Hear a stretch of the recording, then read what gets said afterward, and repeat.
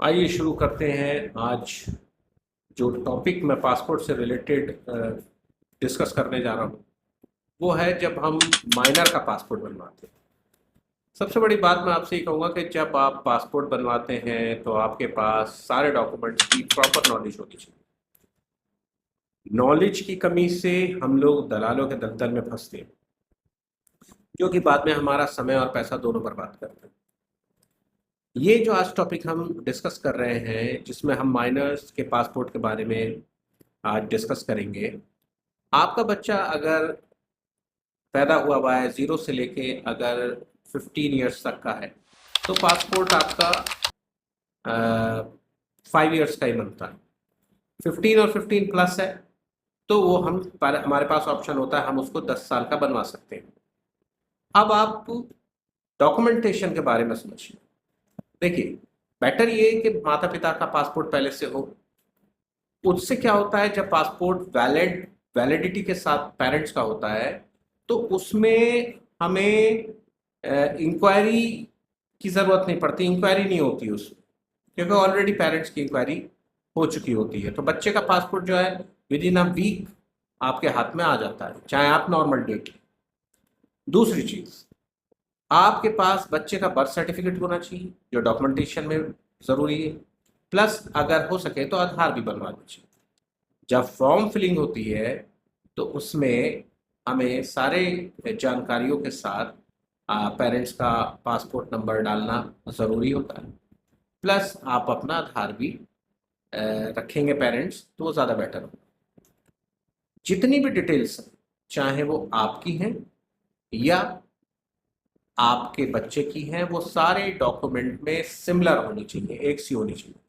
ऐसा नहीं होना चाहिए कि आपकी डिटेल्स किसी भी डॉक्यूमेंट में अलग अलग हो।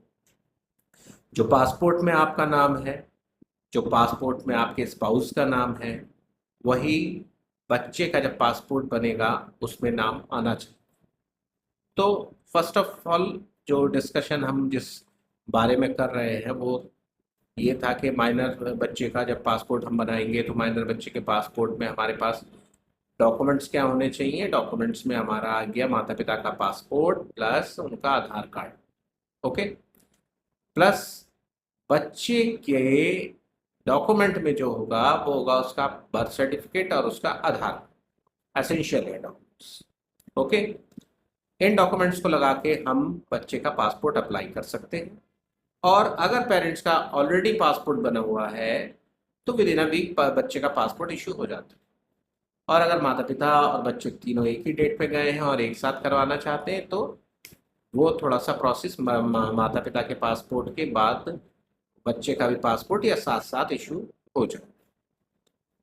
इसके साथ जब बच्चे का पासपोर्ट बनता है तो हमारे दो एनेक्जर्स लगते हैं। वो दो एनेक्जर्स कौन से हैं? वो दो एनेक्जर्स हैं जो यहाँ मैं शो कर रहा हूँ। एक तो डी है, एक एफ। अच्छा, डी तो कंपलसरी सभी के साथ लगता है और जो एफ है वो एनेक्चर जो है वो उस कंडीशन में लगता है जब माता या पिता में से कोई भी एक डेट पे अवेलेबल नहीं, तो उसमें हमें रीजन बताना पड़ता है कि वो क्यों नहीं है अवेलेबल।